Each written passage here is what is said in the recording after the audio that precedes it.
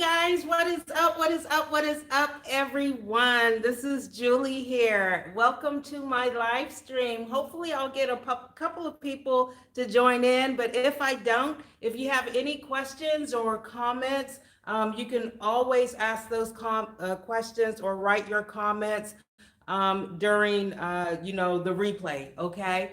So anyways, before I get started, I just want to remind you to smash that subscribe button, especially if you are new to my channel. Click the like button on this video and all of my other videos. And don't forget to ring that notification bell so you can be notified whenever I upload new content.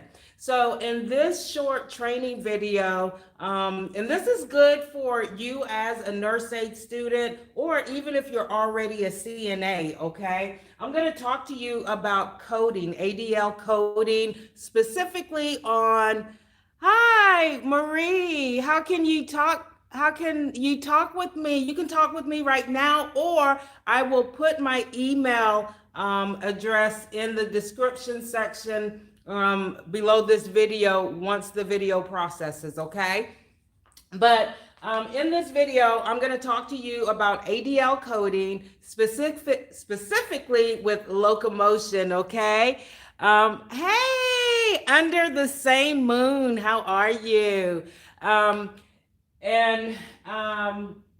so we're going to talk about that, okay? And I'll do another video. You're welcome, Marie. I'll do another video talking to you about the importance of accuracy with ADL coding, okay? So a question was posed to me yesterday from a subscriber about, how do I, just with, he or she was having confusion when it came to coding for Locomotion, okay? So you'll have to excuse my art, okay? I hope you are able to see this on the board. But what I have here, basically in this little square here is the nurses station. I don't know if you can see that. Okay, this is the nurses station. Maybe you have 4 halls on the unit. So you have 100, 200, 300, 400. And then maybe you have like a little breakaway here where the hall extends out, and then you may have offices, let's put an office here and an office here. And then maybe you have some, offices off back here, okay? But this area is the dining hall. And I'm gonna move this camera up close so y'all can see actually what I'm drawing here, okay? So what I have, this is for Locomotion. Let's say this is the nurses station. Maybe you have 1, 2, 3, 4 halls within that unit. Maybe this hall right here or any of the halls break out, okay, or extends out, and you may have offices here, and then maybe your dining hall is right here, and then you have more offices behind that dining hall.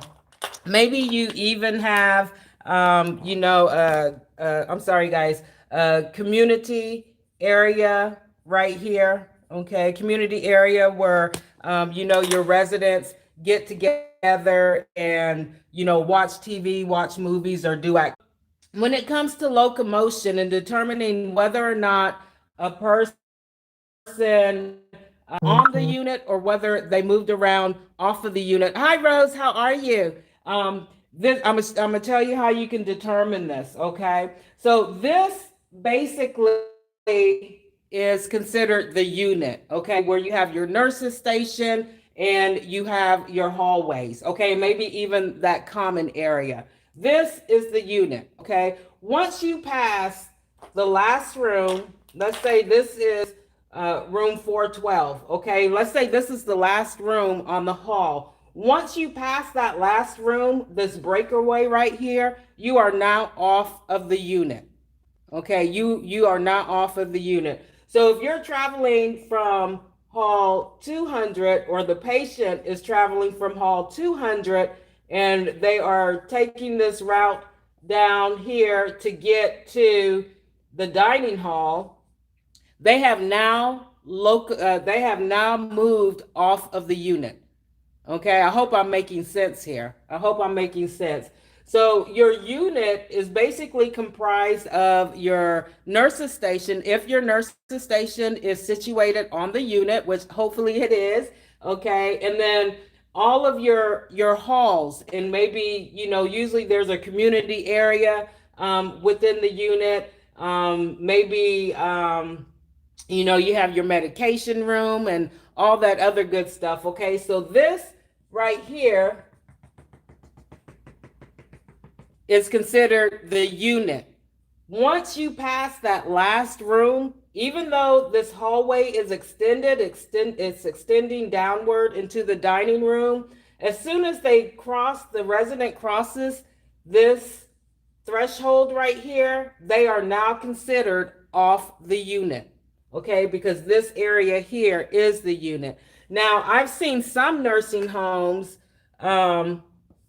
whose, let's say this is the unit here, okay?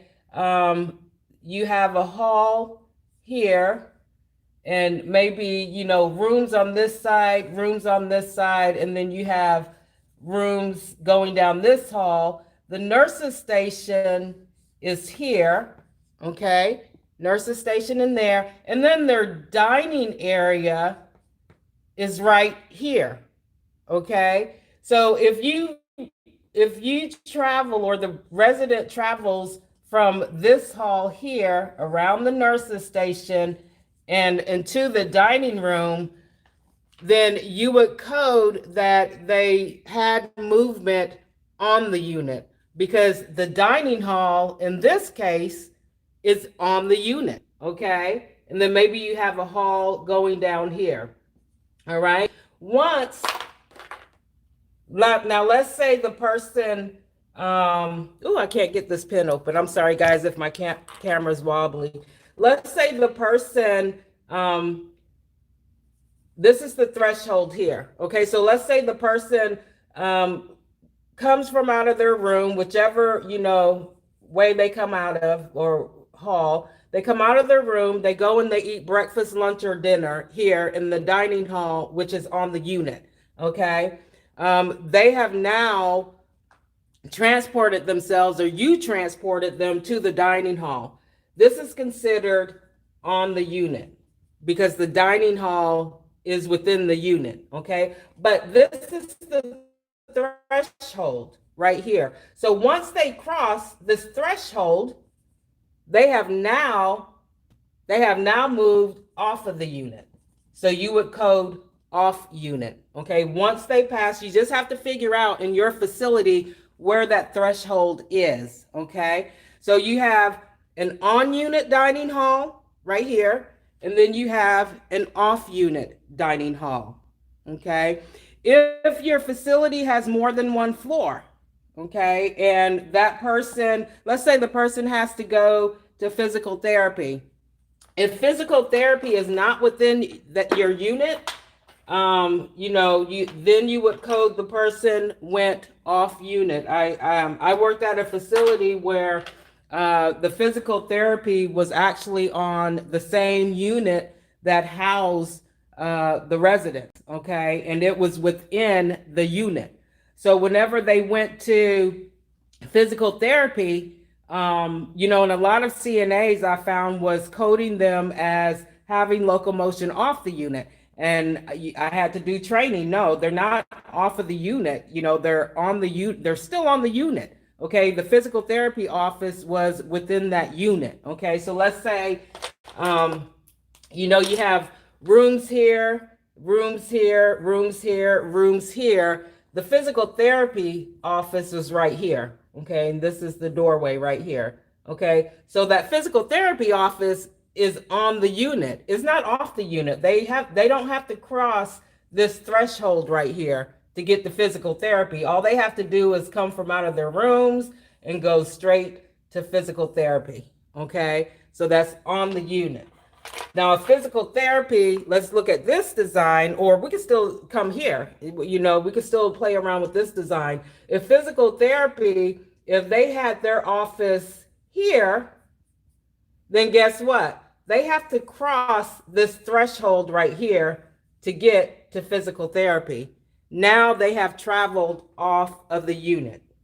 Okay, I hope I'm being clear. Hope I'm being clear. All right. So that is the difference between coding the person when it comes to locomotion on the unit or coding them as off the unit. If they have a doctor's appointment, and doctor's appointment, you're going to have to take them off of the unit, right? So you would code them. If that occurs during your shift, then you need to code them as having locomotion off of the unit. Maybe they had to go to dialysis, or maybe they had, an ophthalmology appointment where, they had to leave the unit and leave the facility, right? So you would code them off the unit. But I understand that it gets really confusing when, you have diagrams like this, and I'll bring this back over here, right? When you have a situation or your layout is similar to this, and you're saying, well, it's still on the hall. But yeah, it's still on the hall, but they've crossed that threshold now. So the dining hall is considered, it's on the same floor as the unit, but it's not on the unit. Okay. So your unit usually will consist of the residence rooms, okay, the nursing station or stations, depending on how many stations are on that unit, maybe the common shower room, the common area where folks can gather to do activities or maybe watch TV. They usually have a common area on the units.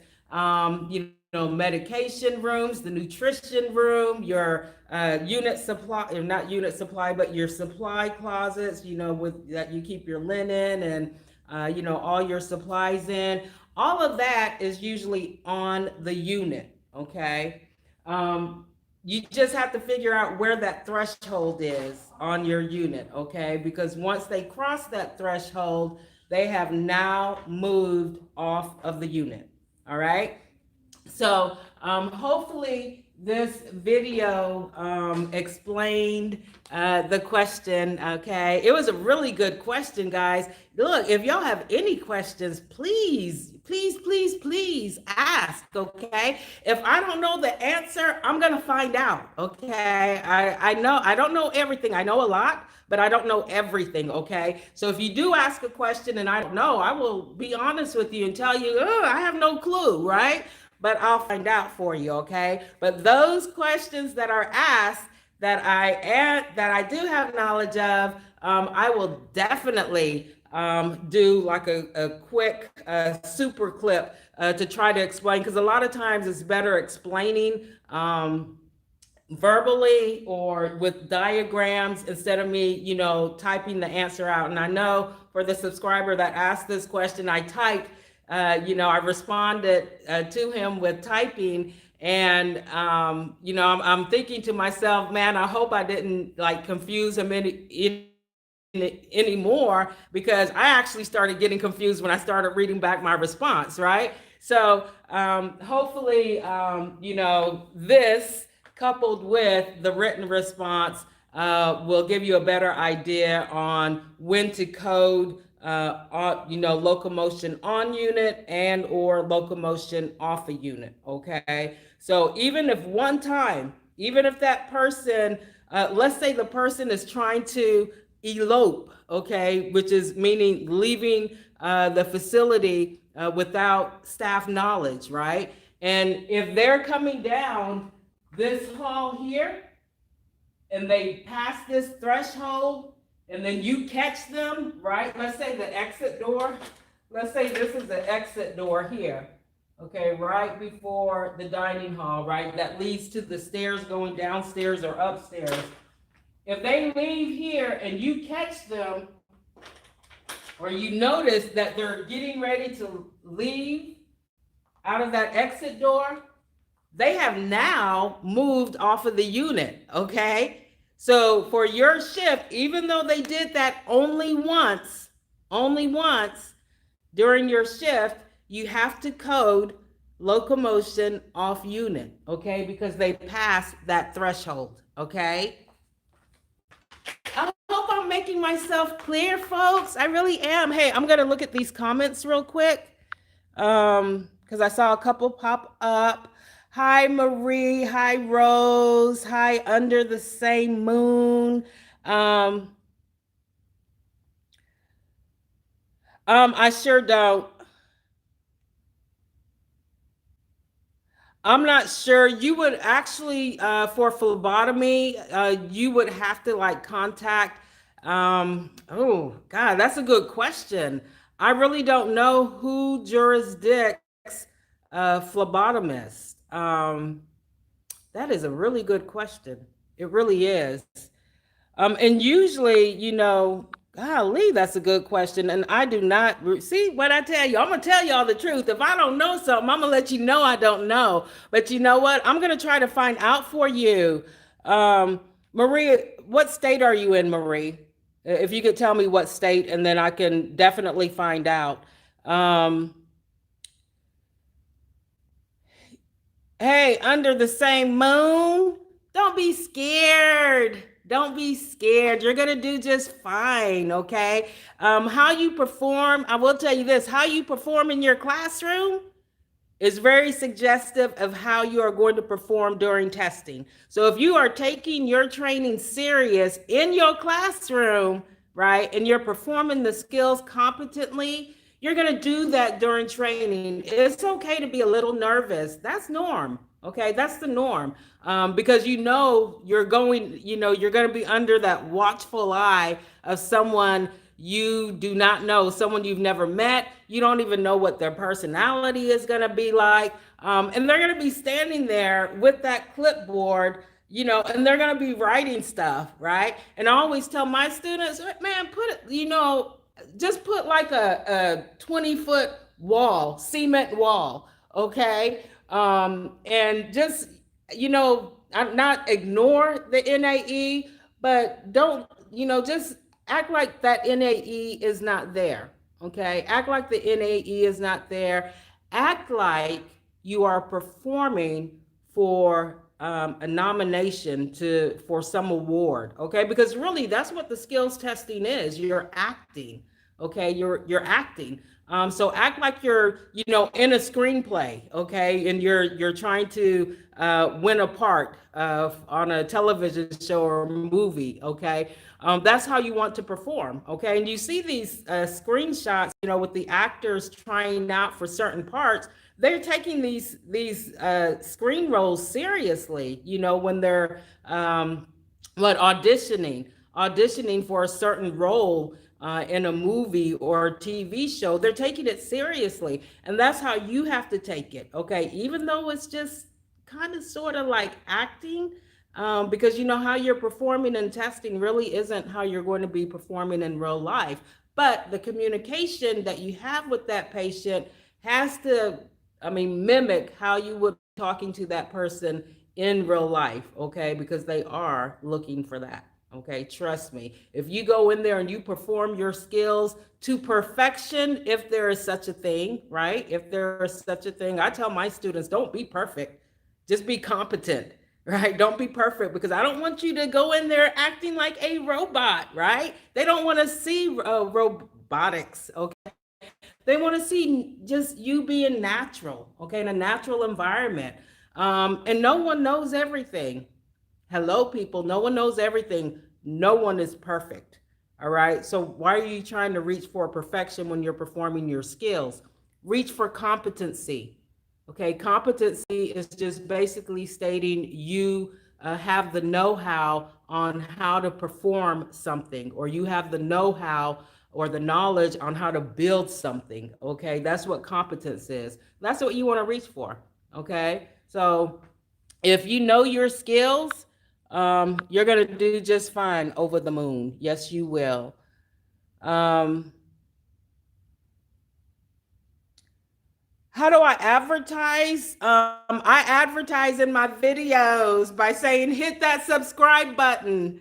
That's how I advertise. Yes. Kick the like button, right? Because when you kick that like button, when people start Googling, or if they get on YouTube and they do a YouTube search for CNA skills, the more likes, the more comments I have, that makes me or my channel move up. Okay, so that's why I always tell y'all it's not, it's not about me, my accolades on people saying, oh, I like this video. It's about my channel, getting my channel recognized. So people, it'll make it easier to locate and it'll be more recognizable. And then I always ask you, my subscribers, hey, if you know people that are currently in a nurse aid training class, or someone who has already graduated and they're waiting to take their exam, to lead them to my channel and tell them to, smash that subscribe button. Um, so that's how I've been getting a lot of subscribers. You are in Texas. All right, Marie, I will definitely check out to see, what jurisdiction phlebotomists fall under in the state of Texas. That's a really good question. It really is. Oh, hey, Fatu, you are most welcome. Awesome. Thank you, Jean. I'm glad my videos are helpful. I am. Hey, guys, I just want to show you my classroom, okay, real quick, because I'm setting up for my next class, and uh, it's gonna start on August 19th. So I'm gonna turn this around here because I know y'all probably getting tired of looking at my face, right? So I'm gonna turn it around. I'm gonna show you how I have my classroom set up. So I have my student center set up. I just went out and got some snacks today for my class. And, they have the notebooks here if they need to, paper to take notes. We got tons of pencils. And we got, yes, the notorious Band-Aids. Oops, I got it upside down. Band-Aids, right? Because it never fails. Every class, I have about a dozen or so students that get paper cuts, and they're always asking for Band-Aids. So I have them out here on the student center. We got like little note cards. I have their nurse aid candidate handbooks, scissors, just a lot of stuff. Okay. Isn't it cute? And look at my butterflies. Oh, I love butterflies, guys. Okay. If you ever want to send me something, send me butterfly stickers. Okay. I love butterflies. But yeah, this is my student center here. And the reason why I'm doing the student center is because a lot of times when I'm doing lecture, my students will start asking for pencils or papers, and it sort of interrupts my lecture, and then I lose I have a hard time trying to keep my train of thought as it is. When it gets interrupted, it makes it even harder, right? So I set up the student center here. So if they need anything during the lecture, all they have to do is get up and go get what they need. And see, I told y'all I love butterflies. There's some more butterflies, right? And then look, I have my teams. Like I have the team names. I have the Killer Sharks over here. Sorry if I'm making y'all dizzy with my camera here. I have the Lethal Gators. And if y'all are wondering why I have these Rubik cubes on the table, I'm the type of instructor that I like to meet the needs of all learning styles, right? And you have so many different students with the different learning styles. So these Rubik cubes are actually for my kinesthetic learners because during lectures, kinesthetic learners, they can get a little antsy and start moving around in their seats, right? Because they're not doing anything with their hands. So I have these little Rubik's cubes here. So they can actually, during lecture, if they start getting a little antsy using their hands with those Rubik's cubes. I have the grizzly bears. I have the clever wolves. And then I have the untamed lions. And I did these placards just this past weekend. But yeah, I have my classroom all set up and ready to go. Here's my information board. I'm just so excited. I am so freaking excited to get this new training cycle started. So there's my information board.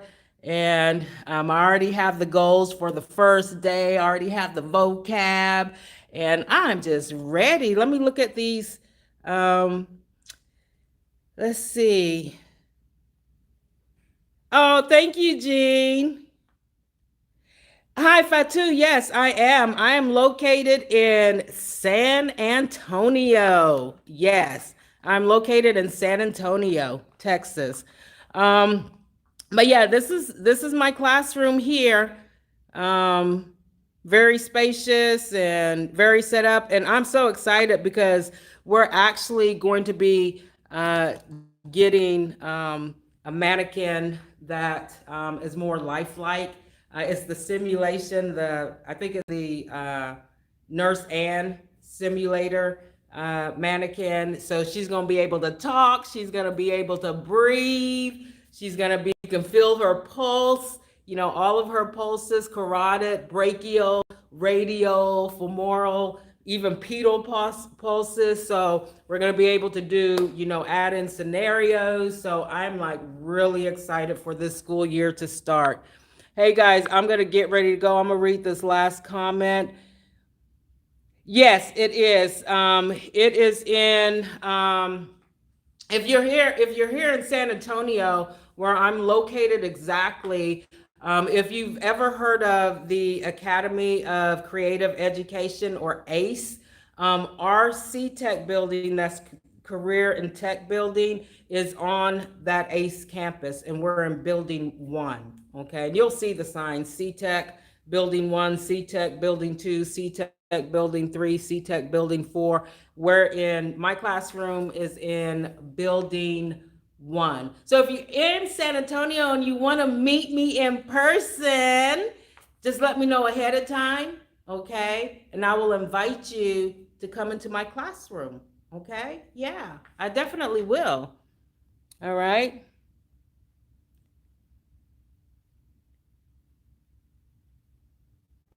Hey, I will definitely wish you luck under the moon, or yeah, under the same moon, okay? And you got this. You're going to smash it. Okay, just stay positive and confident. Okay, don't go in there thinking, "Oh, I hope I don't get this skill," or cuz you're going to get that skill. I'm going to tell you right now, right? So just go in there and say, "Hey, if I get this skill, I know what I'm doing. I'm just going to do the best I can," right? That's what you and anybody else can do, okay? You got this, all right? Under the same moon, hey, don't forget to follow up with me, okay? And let me know, all right? Iowa is going to have a new certified nurse aide here soon, all right?